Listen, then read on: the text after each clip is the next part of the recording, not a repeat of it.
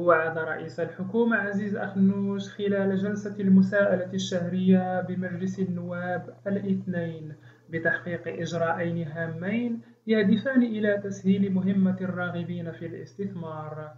وأكد أخنوش أن الحكومة ستعمل على وضع أجل محدد تلتزم الإدارة المعنية خلاله بإصدار ردها على ملفات الاستثمار المعروضة عليها. أما الإجراء الثاني يقول أخنوش فيهدف إلى إلزام الإدارات بعدم طلب أي وثيقة من حاملي ملفات الاستثمار إذا كانت هذه الوثيقة توجد لدى إدارة أخرى، حيث سيصبح لازمًا على الإدارات المعنية التواصل بشكل مباشر مع نظيراتها للحصول على الوثائق المطلوبة. من جهة أخرى، قال رئيس الحكومة إن الدولة ستقدم دعمًا إجماليًا يصل إلى 30% من مبلغ التمويل في مشاريع الاستثمار في الأقاليم التي في حاجة ماسة لهذه الاستثمارات.